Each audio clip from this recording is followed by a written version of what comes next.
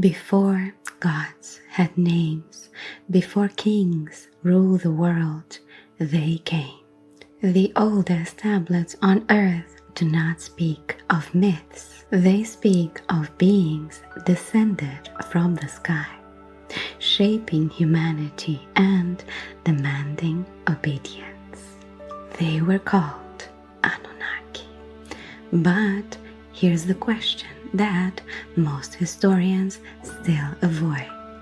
Were they gods or perhaps something more real? Tonight we open the tablets and read what was meant always to be forgotten. Hello everyone, welcome to another video, and I hope you enjoyed that dramatic opening. That is quite dramatic because I feel like there's an end of the world incoming. There's ambulances, children crying, I don't know, motorcycles making noise. Anyway, but we are here. And today we are going to have the long-awaited video about the Anunnaki. It is one of my favorite themes, and you have been requesting it for quite a while as well. So here we are. I will be reading part of the book that I found, and the book will be describing a bit of a historical part of Sumerian pantheon. But I wanted to start first mentioning why I am going to read about this in specific. So if you are here, you have probably heard about the Anunnaki, beings that descended the sky, and they were Sumerian gods or Sumerian pantheon, and there is a theory. There is several books and a few authors who describe Anunnaki as beings from other world, meaning extraterrestrial. Yes. So those extraterrestrial beings, they supposedly came here from planet 9 or 10. Which one is it? I think it's 9.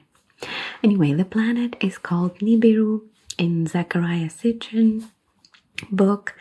And again, they came here and supposedly wanted gold or something else. And then it was too much work. And they saw, a few monkeys running around. I'm not sure if that's the precise story, but I think it is. They saw the monkeys running around. They thought, hey, why don't we implement a few genetic changes, so then the monkeys will work for us and we will just chill and be cute. And of course, there's a plane, there's fireworks. By the way, Happy New Year. I hope we will make it through. But anyway, where was I? Yes, Anunnaki from planet Nibiru came here for gold, made genetic modifications on monkeys, making them smart and stuff. And so they would collect the gold for them. And then they left because obviously they collected all the gold they needed, and the end. That's the story from Zechariah Sitchin book, I believe, or one of those authors. But again, we historically, that's why I wanted to read this type of book that is more a dive into like kind of things that are I don't know, conspiracy. I don't want to say conspiracy, but you know what I mean, like conspiracy driven, and then things that we actually have some kind of proof on. That's what I want to say.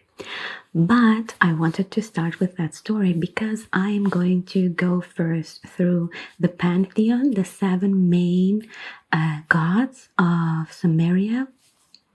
And we are going to have like a slight context on when we start reading the book. So let's do that now. So the first one, and where the name comes from, the main deity. Actually, there's a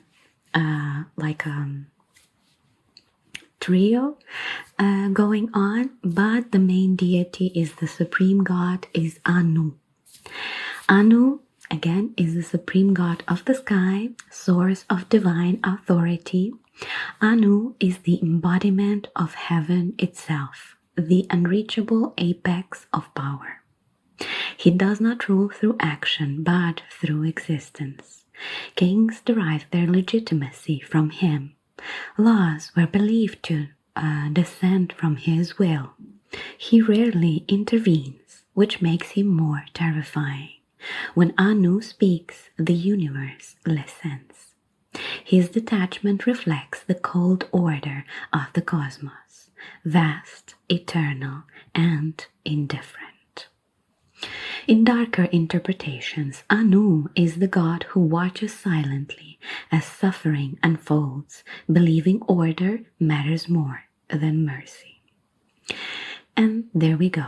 Anu is the supreme god, and Anunnaki supposedly means descendants of Anu, children of Anu.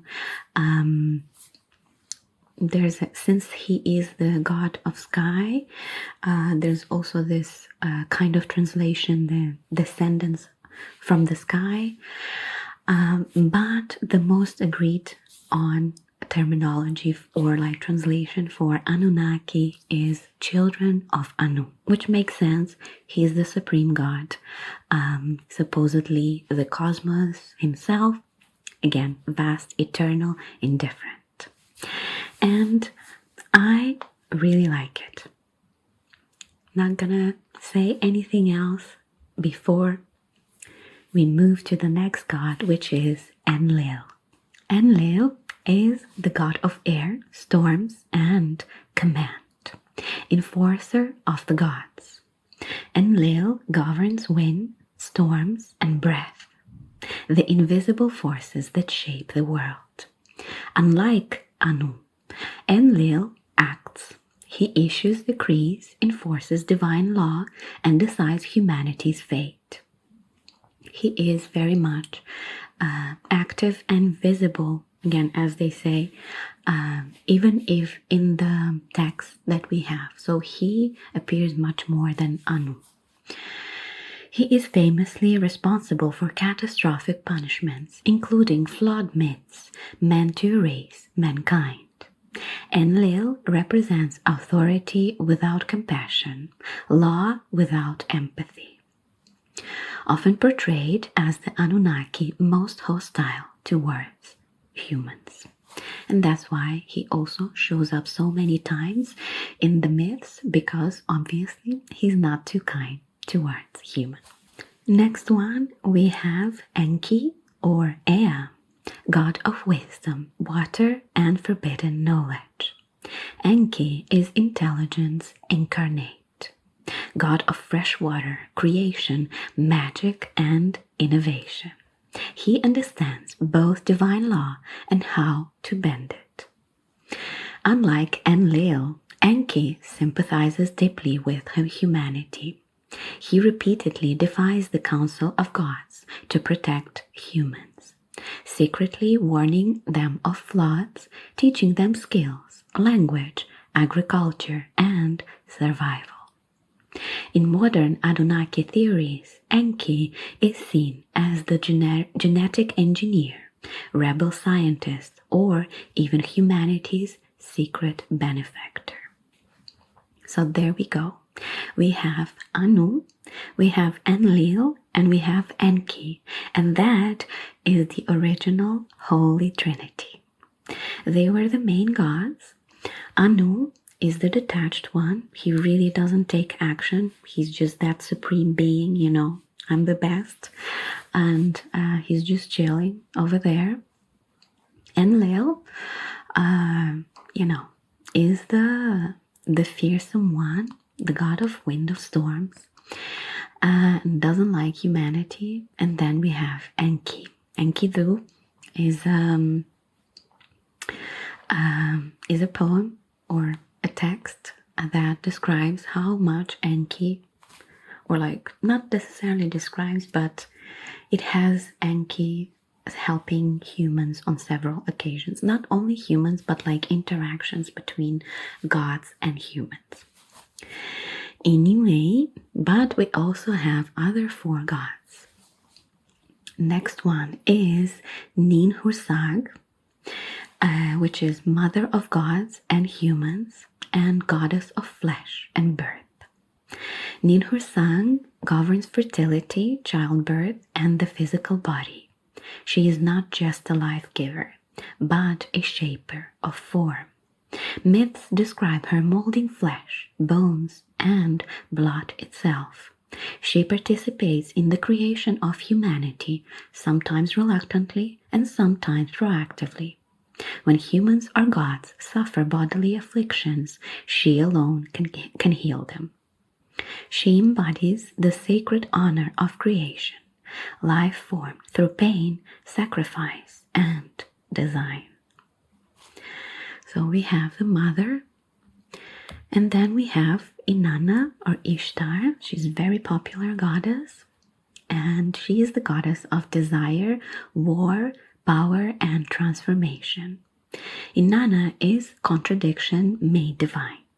She rules love and sexuality, but also bloodshed and conquest. She manipulates kings, starts wars, and takes what she wants without an apology. Her most famous myth, the descent into the underworld, reveals her hunger for power at any cost. She dies, is stripped of her symbols, and returns transformed, more dangerous than before. Inanna is ambition, temptation, and divine chaos. So there we go, the first god to resurrect. The OG resurrection. Then we have Utu or Shamash, and he is god of sun, truth, and justice. Utu is the all-seeing eye. As the sun crosses the sky, nothing can hide from him. He governs justice, law, and moral order, not punishment for cruelty's sake, but truth itself. He aids heroes, exposes lies, and ensures divine justice is carried out. Even the gods fear his gaze. Utu represents the uncomfortable truth, light that burns as much as it reveals. And the last one, of course, but not the least, is Ereshkigal, the sister of Ishtar, and she is queen of death, goddess of finality. Ereshkigal rules Irkalla, the underworld where all souls eventually arrive, gods included. Her realm is not fiery punishment, but eternal silence and dust. Once separated from the heavens, she becomes bound to death itself. No one leaves her domain unchanged. Even Inanna barely escapes, and only through a huge sacrifice. Ereshkigal is inevitability, the end no power can conquer. And those were the 7 gods. I thought that the description of each god was amazing. Like, I could not have described a better pantheon of gods. In my opinion, and that's why I like Sumerian gods or Anunnaki so much, they are the perfect representation of gods or divine. I have, the whole mythology saga going on, as you know. But, and that's, coming from my mythology, love for mythology, etc. But again, from my perspective, these gods, the 7 gods of Sumerian, they were perfect. Like, no gods ever else were needed. I think that Anu, being this immense cosmos-like, like a universe, being the way he was, and then all the other ones, they had like a respective section of life or representation of life and society, of course. Anyway, and again, they are the OG gods. These are the first gods that we have full description, and yeah, basically any story that we have coming from Sumerian gods, Sumerian mythology, is kind of a repetition with a slight touch of maybe difference here and there. But again, from my perspective, since I already read so many about many mythologies across the world, it's just copy paste. But we have the OGs here today, and let's start reading the book. The book is called The Anunnaki Connection. I will include it in the description. The chapter that I'm going to start reading has a really nice quote from Sigmund Freud, even though I'm not the biggest fan, but the quote is really good in this context. And it is, civilization began the first time an angry person cast a word instead of a rock. 200 million years ago, Earth's 2 ancient supercontinents, Laurasia and in the north and Gondwana in the south, began moving closer to each other. As they continued moving, their eventual collision caused them to split into many coastal masses, resulting in the creation of what we know now as the Near East. The shifting of the Arabian plate forced the Iranian plate downward, creating the Persian Gulf and the Mesopotamian lowlands. This same process forced land upward, forming the Zagros mountain range. Sea level changes continued over hundreds of thousands of years. Then something significant happened at the end of the last ice age. Massive ice fields that covered the polar regions melted, causing the sea level to rise at what we know now was an astonishing rate. In a study published in the journal Global and Planetary Change, researchers found that the sea level rose by an average of about 3 feet per century at the end of the last ice age, with intermittent periods of increase to 8 feet per century. This process lasted until about 6,000 years ago, until the Ubaid period from 6,500 to 3,800 BCE, about the time that the ancient Sumerian city-state of Ur was originally settled. Can you imagine, like 6,500 BCE? It's like, what is it, like 8,000? 8,000 years ago. My gosh. At that time, the Persian Gulf's water level was much higher than it is today. In addition to the change in landscape, the climate became warm and wet, contributing to the growth of dense forests east of this region in the Zagros mountain in present-day Iran. These deciduous and coniferous trees included pine, juniper, oak, and cedar, which is also referenced in the world's oldest known literary work, the Epic of Gilgamesh. The Near East became a land rich in fertile plains and eventually home to various land-based animals like gazelle, sheep, goats, and cattle. This inevitably attracted Stone Age humans to the region, as it was a land of opportunity and growth. The area referred to by scholars as a fertile crescent was home to many prehistoric people. This general area, known as Mesopotamia, is the region between and around two rivers, the Tigris and the Euphrates, which have their source at the borders of present-day Syria and Turkey, cross the current Iraq in the northwest and southwest, and throw themselves into the Persian Gulf.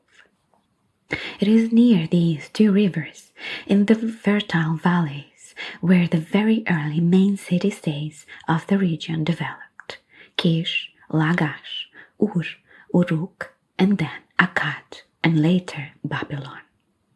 Before the rise of Sumerian civilization, no known permanent or organized settlements are found in the archaeological record. Both stunningly complex and primitive societies were formed by hunter-gatherers. Hunter-gatherer sites like Göbekli Tepe show possible evidence of feasting, dancing, celebrating, and spirituality. Stonehenge as well appears to have been a massive ritualistic meeting place of significant spiritual importance. However, it is important to remember that these sites, though absolutely fantastic, are not considered permanent settlements or urban centers, there being no traces of domesticated plants or animals yet found at Göbekli Tepe. This is one of the primary pieces of evidence, though circumstantial, to support symbolism and religion as leading to the development of agriculture and domestication, and not the other way around. So while there were arguably advanced cultures of hunter-gatherers in the region much farther back than the Sumerians, they were all missing the key attributes of what scholars define as civilization. Archaeologists and historians have a technical set of features that together constitute a definition of civilization. Most of these features were catalogued by archaeologist V. Gordon Childe, who taught in Edinburgh. According to Childe, for a group of humans to be considered a civilization rather than, say, a tribe or band, they must have large urban centers, full-time specialist occupations, primary producers of food paying surpluses to a deity or a ruler, monumental architecture, a ruling class exempt from manual labor, a system of recording information in writing, development of exact practice science, monumental art, regular importation of raw materials, a class structure, peasants, craftspeople, and rulers, a state religion or ideology, and persistent state structures. My gosh, that is quite a list. Some organized bands of humans shared some of these features. The Ubaid culture, for instance, had painted pottery, terracotta tools, and the beginnings of a distinctive temple architecture. Nevertheless, they did not possess all the necessary features, such as having a large urban center or monumental art. The Ubaidians are believed to be the first culture to act as a civilizing force in the region because they developed agricultural techniques, trade, and certain industries. But as advanced as Ubaidians were, they pale in comparison to the Sumerians. The discovery of the Sumerians rattled pre-existing beliefs about the rise of human civilization. Who were these people, and why had they been left out of archaeological and historical record for over 2,000 years? There is no doubt that ancient people were intelligent, creative, and highly complex, just like modern people, but the Sumerians stand out about all others as the most unusual. Scholars describe the Sumerians as exhibiting an unusually creative intellect. This becomes clear when considering that in a mere 300 years after the Ubaid period, a historical blink of an eye, Huge, complex structures, theology, advanced technologies, science, mathematics, and government emerged. These were inventions unlike anything the world had previously known, and they would forever change the course of human culture. The following is a list of some inventions and technologies with which the Sumerians are credited. There we go. The invention of time based on increments of 60, mathematics, geometry, the 360 circles, and astronomy, the wheel and the wheeled vehicles, weights and measures, sailboats, economics, maps, philosophers, wind power, the concept of an end to the work or school day, a bicameral Congress having a Senate and the House of Representatives, labor unions, surgery, dentistry, libraries, optometry, schools and universities, pills, credit and financing, the concept of professional careers, lawyers, bankers, and clergy. Like, can you believe? I'm gonna just go on a slight tangent here, but it is kind of unbelievable, right? And I'm saying this with full credit to, like, again, I like my Neanderthals and like cave people and stuff like that. I feel like they were quite intelligent, but like the jump from hunter-gatherer to, you know, having all this is just too big. And I understand, like, I want you to think of ancient people as people that are just as smart as we are, like me and you watching this. Not that I'm calling myself smart, but there we go. So they were just existing in the same way as we do, just with different resources. But even so, the capacity and the intellect of these people and the jump, again, it's about the jump, right? For me, it's the jump. Like, we have all these hunter-gatherers wandering around, again, hunting for animals or gathering their fruits. Maybe in some cases they even planted some foods. It wasn't as organized agriculture as we know it now, but of course maybe in a different way. To then have this entire system, again, mathematics, measuring of time, measuring of circle, like, my brain just cannot, honestly. Like, I feel if we put humanity with the same resources that they had at the time, I'm not sure that we would, do the same or do as well as they did. And that's why there's this thought, right, that they had help, that primitive people had help from someone else, right?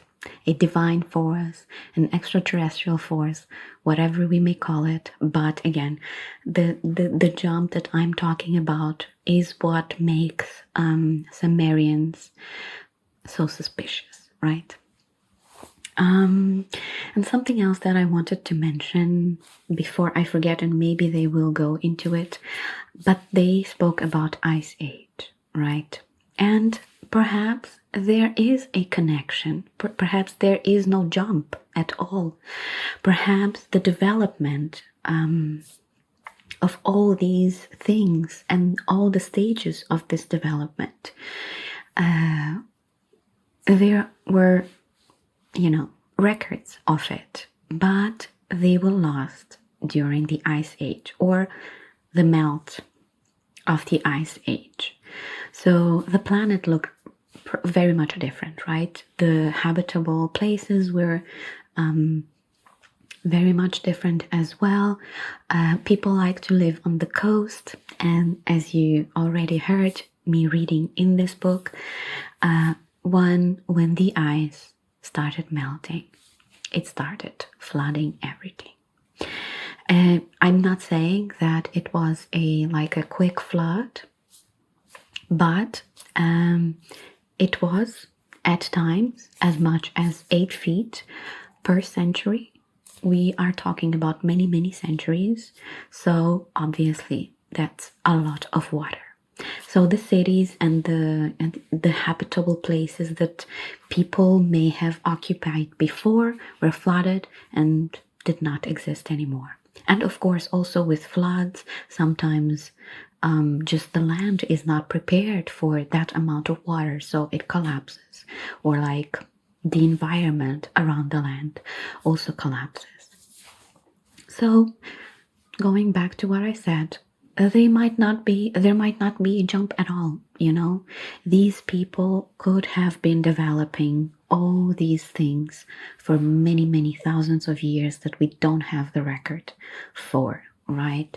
Because it was either washed by ice, or it was drowned by the sea, or some other, you know, natural catastrophes, etc., etc. And abandoned. We have so many places in the world that were abandoned and nature took over, and we just are maybe thinking about finding them now. Anyway, all that said, I still think that going through the list that I just read, it's an amazing, amazing accomplishment, and I want to give credit when credit is due. So that's why I think that Sumerian, being that children or, you know, made by Anunnaki or not, it was an amazing accomplishment, and I am very thankful for their existence. Unfortunately, then we had to go through, you know, more than 1,000 of years of dark ages. Thank you. You know who you are. But anyway, dark ages, we had to go through that, but at least we have these memories of amazing deeds that people used to make with amazing gods as well. Like perfect. Anyway, I'm gonna continue reading now. As you can see, these inventions are not stone tools and grass huts. These are all highly intellectual and teachable skills rooted in a deeper, more conceptual way of thinking. By at least the 4th millennium BCE, the first urban center had formed. These early civilizations began with the Sumerians and would later include the Akkadians, Babylonians, and Assyrians. This incredible leap from hunter-gatherer group to a more modern civilization confounds scholars. But that's not the only thing they have difficulty explaining. The most controversial aspect thus far pertains to the distinctiveness of the Sumerian language. Indeed. In fact, the Sumerian language is so troubling, it has been dubbed as a Sumerian problem. What exactly is it that makes the Sumerian language a problem? Sumerian does not fit into any of the major linguistic groups, prompting scholars to conclude that since all other groups in Mesopotamia spoke Semitic languages, meaning the branch of the Afro-Asiatic language group originating in the Middle East, then the Sumerians must have migrated from somewhere far away. Researchers discovered the Sumerian problem when French and American archaeologists at the end of the 19th and early 20th century found vast hoards of cuneiform tablets in the ancient city of Lagash and Nippur, similar to what was already known from Akkadian tablets. When the scholars finally deciphered these tablets, they found that numerous words and syllabic values do not completely fit with previously understood Semitic grammar and vocabulary. They soon realized that what they had deciphered was not Akkadian at all, but rather a completely unknown language type. The Sumerian language was and still is an enigma, even more than 100 years after its discovery. To be clear, the Akkadians came after the Sumerians when Sargon of Akkad the Great took over Sumer and reigned over Mesopotamia, creating the world's first empire, the Akkadian Empire, in 2334 BCE. Yet, the Akkadians continued to use Sumerian on their tablets, much as Latin was used in the Middle Ages and early modern era. The Sumerian language was preserved as a language of learning and high cultural interchange, a testament to the Akkadians' respect for this advanced culture. But to get back to our main issue, what prompted this shift in culture from hunter-gatherer to the society with features recognizable by any modern person? The generally accepted theory posits that increased competition for resources created a need for more workers. This new working class required managers, leading to a development of a state superstructure or government. Subsequently, the bureaucracy introduced by this new government system would need a supporting physical structure like temples and administrative centers. Further, the increased centralization of economic activity demanded the development of more detailed methods of record keeping, thus giving rise to the invention of writing, math, and so forth. These skills needed to be transferred, so scholars were developed to train a specialized workforce. People were taught to be scribes, managers, skilled craftspeople, builders, physicians, scientists, priests, and others at high level of government. By now, a complete transition from clan or tribal law to a more recognizable modern state of governments occurred. This shift is referred by archaeologists as the Urban Revolution. The Holy Sumerian Trinity, laying the foundation. Symbolism and religious first led to the development of agricultural and domestication, and not the other way around. Religion was a catalyst for everything prior to the Urban Revolution. To understand this concept is to grasp how vitally important religion was to the Sumerians. We can deduct that hunter-gatherers and pre-civilized cultures also highly valued ritual and spirituality. At some point, though, most likely with the Sumerians, ritual became organized into a religion. Sumerians had a clear structure to their spirituality and rites. We know this thanks to the writing they left behind. Those Mesopotamian myths that have come down to us today are the written stories originally perpetuated by an oral tradition. Therefore, we must try to understand their meaning in a broader context because of the greater subtext understood within the society that was never put down. It also doesn't help that many of the tablets on which these myths were recorded have been broken, so missing pieces are common occurrence, even when studying the Sumerian texts, indeed with all ancient texts. As you read on, remember that the following overview of the Sumerian religion is the generally accepted scholarly understanding and interpretation. This is not a full story or the only possible interpretation. Nevertheless, it is necessary to establish a baseline narrative for the Sumerian gods so that you will have a better point of reference when we discuss alternative interpretation of these myths as this chapter progresses. While there are volumes of Sumerian texts just waiting to be studied, of those currently translated, more than 50 tell the story of the Sumerian gods known as the Anunnaki.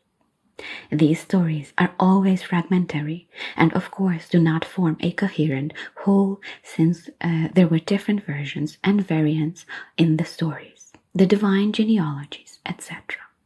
And they sometimes refer to other tales that have yet to be found.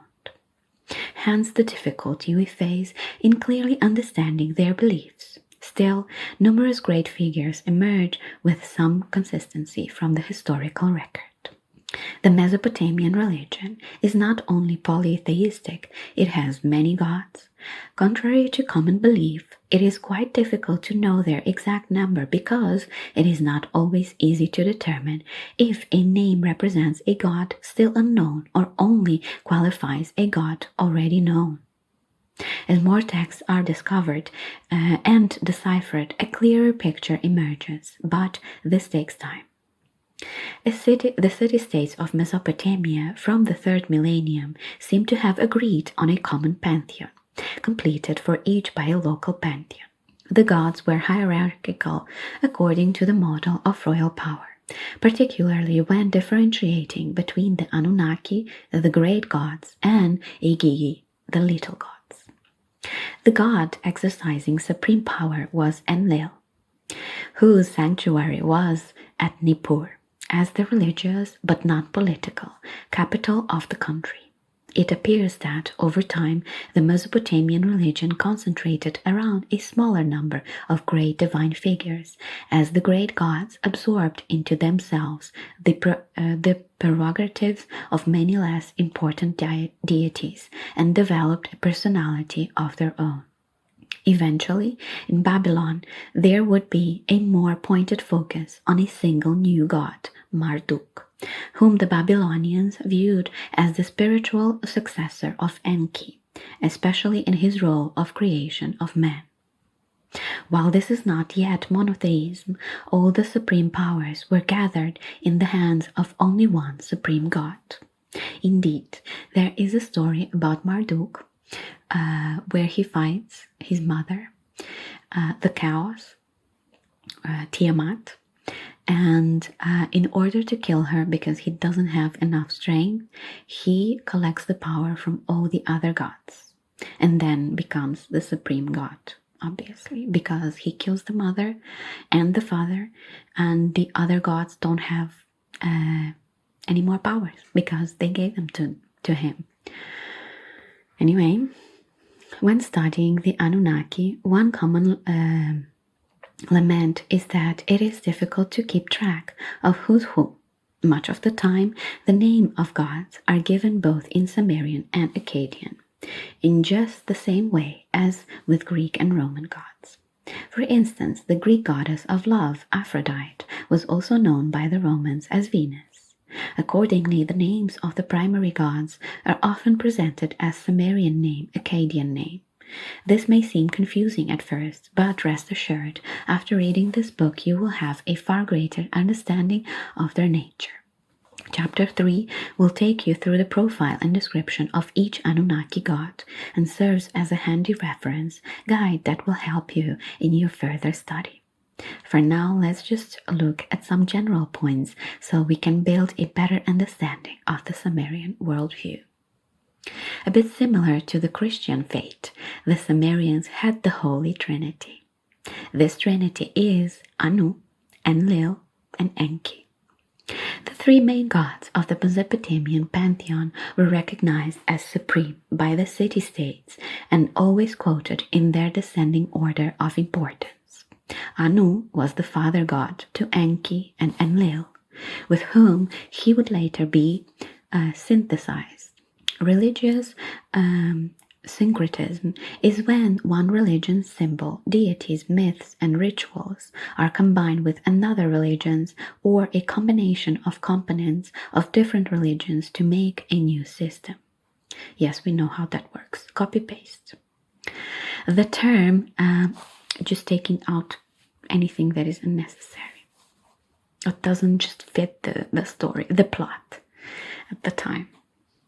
The term syncretism goes back to the Greek, okay, it's written in Greek, and denotates a union, This is why, when reading about the Sumerians, you may see references to Anu or An, meaning the same god. Enki is often described in very real biological terms, whereas Enlil is described as a spirit or Lord Ghost. The Sumerian word Lil, whose Akkadian equivalent was Zakiku, means ghost, phantom, or haunted. Some scholars argue that this cannot be correct translation because it does not seem to make sense in the context of his mythological capabilities. We will look at this more closely in chapter 4. However, what does stand out in this context is the likely Sumerian origins of the paternal trinity, comprised of the Heavenly Father, Son, and the Holy Ghost, all of whom had equal but shared power over humanity. And there we go, the original Holy Trinity. Copy-paste. These were the main three deities. Still, Anu would go to create more progeny, and the subsequent children of Anu would become known as the Anunnaki, children of Anu. It is unclear to scholars whether or not the Anunnaki were true gods. Details surrounding this mysterious group are scattered. In fact, no one even knows for sure just how many Anunnaki there were in total. One text suggests that there are about 50, while another refers to only 7. An entirely separate account describes how Marduk assigned 300 Anunnaki for duty in the heavens and 300 in the netherworld, totaling 600 Anunnaki beings. Thus, there is no consensus on the final number. Maybe it's because they were beings, extraterrestrial beings, working on their deeds. Anyway, and the rulers were the 7. Let's continue. The main purpose of these beings, as described in the Sumerian myth Enki and the world order, was to decide the fate of humans. They are also described as residing in the netherworld. Many modern popular accounts depict the Anunnaki as having been worshipped. While this could make some sort of logical sense, there is no hard evidence for their adoration in the archaeological record, with the exception of only 3 attestation of administrative texts from Ur III period, which hint that offerings were made to Anunnaki. In the myths of Mesopotamia, their importance does shift. For example, Enki was initially portrayed as less supreme than Anu and Enlil, and in some cases, like the flood myth, Enki intervened. Anu was the god of the on high. He was the first god to rule the universe, the founder of the cosmic order, but in most accounts he is presented as more withdrawn, leaving the power to his son Enlil. Enlil's main sanctuary was in Uruk, where he ruled over the people. He was bound to heaven and to air, and was similar to the Greek god Zeus in that he was the supreme leader of the gods. But the comparison stops there. Enlil was not the strongest of the gods, and he was far from being the wisest. Neither was Zeus. Anyway, several myths give Enlil a surprisingly small role in the creation of the universe. Some myths even portray him as clumsy or brutal. The chief sanctuary of Enlil was in Asumesa temple in Nippur. Enlil had a wife, a goddess deity called Ninlil. Together, Enlil and Ninlil formed a royal couple, comparable to Zeus and Hera. Enki, or Ea, is often portrayed as the more intellectual and cunning god, exercising the technical function of power. He is often called Nu-di-Mut, the one whose business is to manufacture and produce. divine power symbols representing, apparently, various aspects of civilized life, concretized in the aspects of jewelry and talismans, would increase the power of the god when granted by another god. Enki had an important sanctuary in Eridu. In the mythical word geography, Anu and Enlil resided in the palace of heavenly gods. Anu situated higher than Enlil, while Enki, even though he frequently moved to the gods above, had a separate residence called the Abzu, which is characterized as underneath the freshwater table on which floats the flat disk of the earth where humans live. Enki also created the Apkallu, the seven sages, very experts from Abzu, taking the form of fish with a second head having a human face. Enki used the sages as intermediaries to establish culture and bring civilization to men all over the world. According to the myth, the Apkallu were saved from the Great Flood, and the same deluge scholars believe there was the original source myth for the Great Flood in the Bible. Who would have guessed? There are so many other great Sumerian gods and myths that have a direct relationship with the stories in the Old Testament. This biblical connection is one reason of many that the gods of Mesopotamia warrant further study. Not merely to bolster the claims of any one religion, but rather to make clear the incontrovertible fact that these Anunnaki retain their connection to humanity even after thousands of years. The preceding is the generally accepted narrative of the Mesopotamian gods, but this is by no means the only interpretation. Despite the importance of the Sumerian texts, historians have not come close to deciphering all that have been excavated. This leaves a considerable gap in our collective knowledge base, which was widened over many years. It seems that as one mystery gets solved, another emerges. Scholars have not been able to agree on many aspects of Sumerian problem, an issue far greater than a single question of origin. As such, others have stepped in to offer their theories and interpretations of Sumerian myths, sometimes still leaving more questions than answers. One of the most important popular figures in this quest for understanding is Zecharia Sitchin. A novel perspective. A growing number of people have now heard of the Anunnaki either from the mainstream academic accounts or the popular media.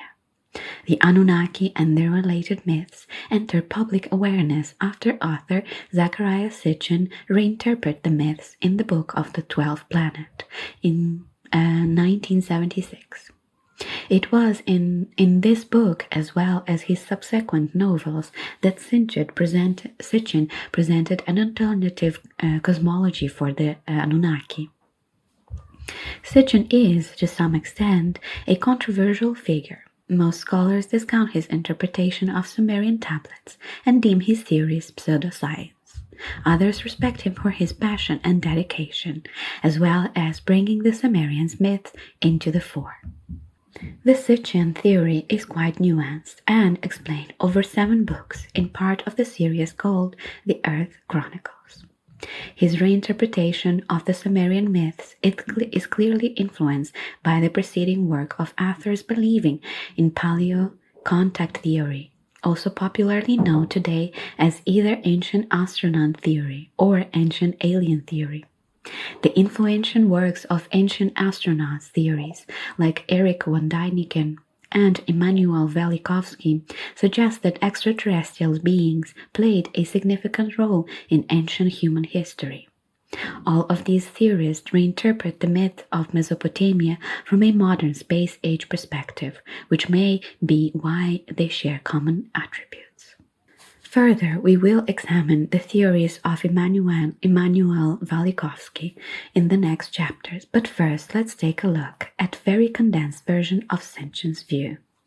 According to Sitchin, the universe has not always been as we now know it. Originally, there was a cosmic egg, a concentrated atomic mass that exploded after reaching a theoretical density limit, some 15 billion years ago. This massive event hurled cosmic debris throughout space. Some of these fragments remained incandescent and formed the stars, while others cooled and formed planets and meteorites. These bursts, traveling the space, ended up forming the galaxies that make up the universe. The gravitational forces of our solar system drew in a reddish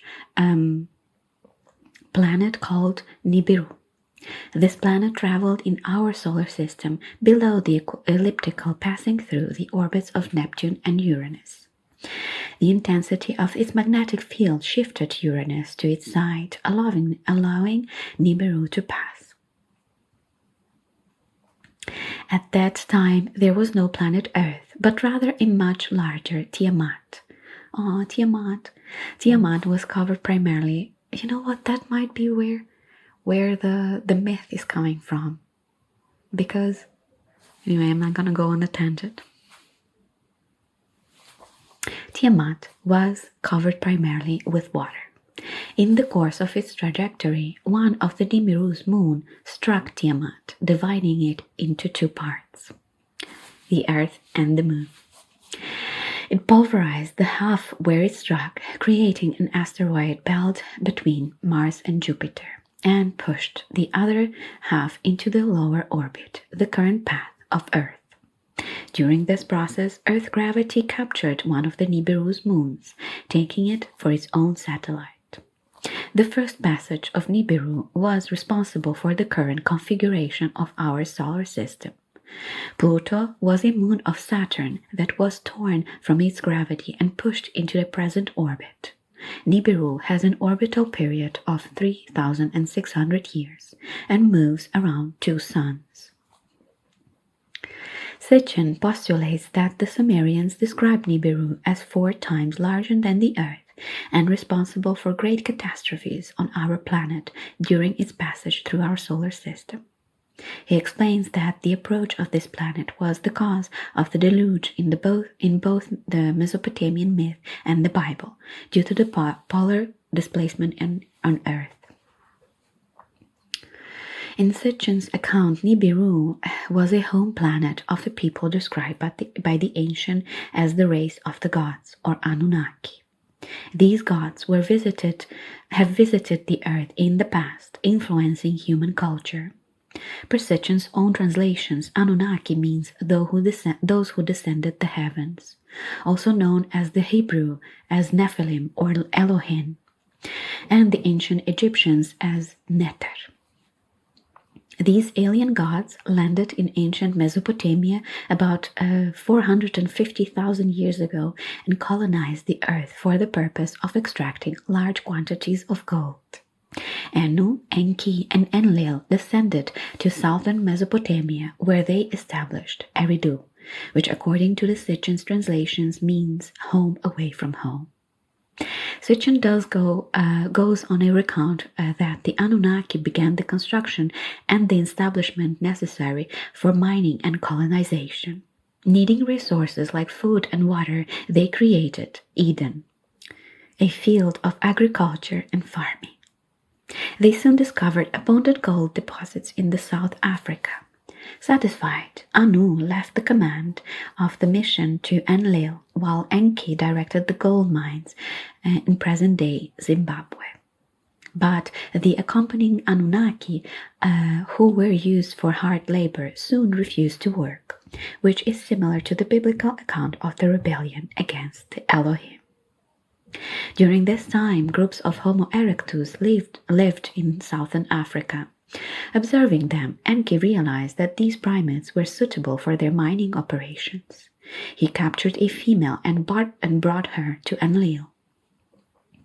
From this point, Sitchin reinterprets the creation story as one with more science than story. He continues by claiming that the Anunnaki genetically manipulated an egg of this female, grafting it to Enki's wife Ninhursag's DNA.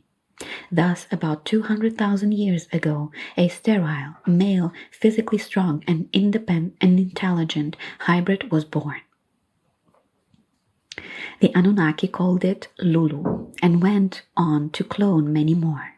These Lulu were created with the sole purpose of obeying and working.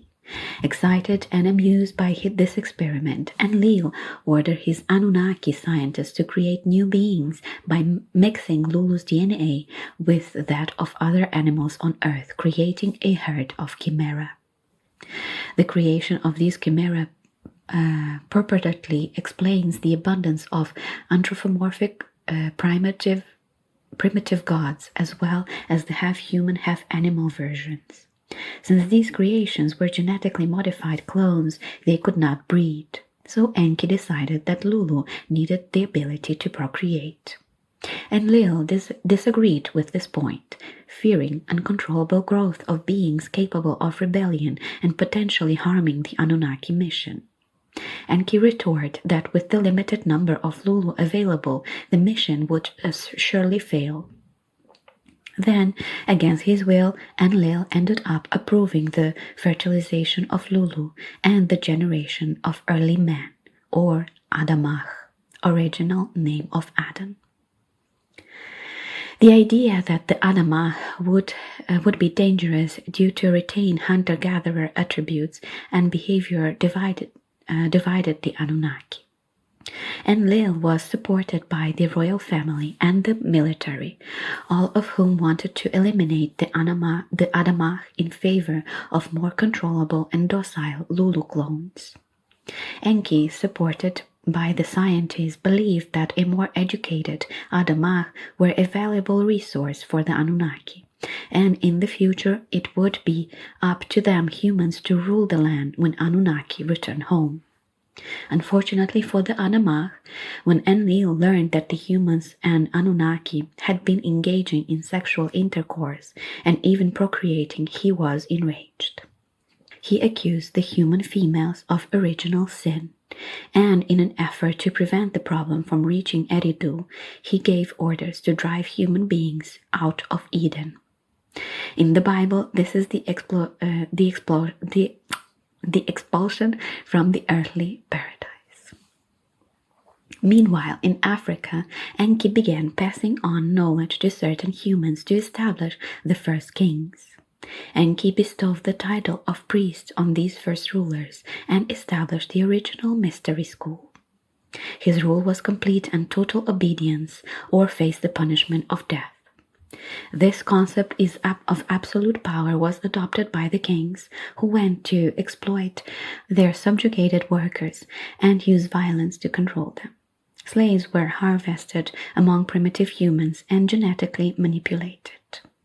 Then the alien colonization system began to decline because of low productivity and rebellion of human slaves, especially in the mines. Lineage of kings were established and recorded on what we know as the Sumerian king list, possibly considered the direct progeny of the Anunnaki themselves.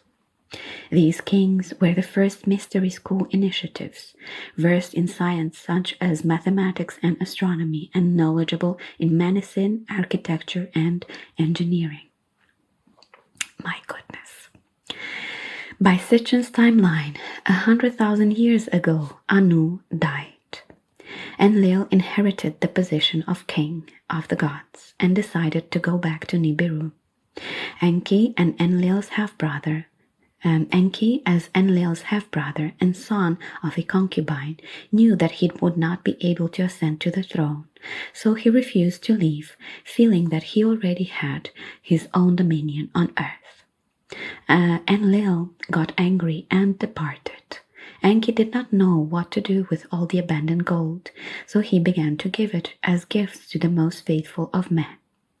Then, about 50,000 years ago, Enki left Africa and headed to Eridu, accompanied by the loyal kings, priests, initiates, and their people, constituting the first major human migration from Africa to the Middle Earth.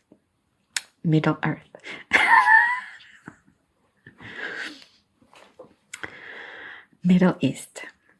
Eventually, a revolt broke out on Nibiru, and Enlil was exiled by his own royal family. Enki was then urgently recalled to Nibiru as the heir of the throne. With that, the Anunnaki abandoned Earth about 5,000 years ago. And there we go. That's the first theory. This obviously continues. This is an entire book, but of course I will have to separate it in at least a few videos.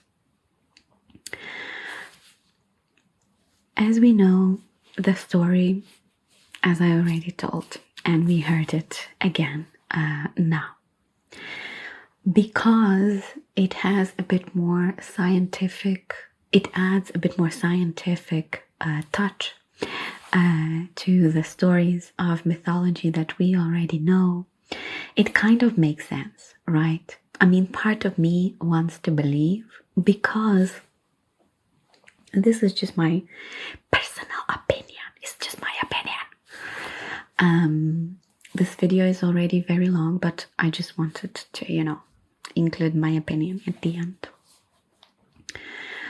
I do think that, again, because of that jump of intelligence that we see, and the records not showing anything beforehand,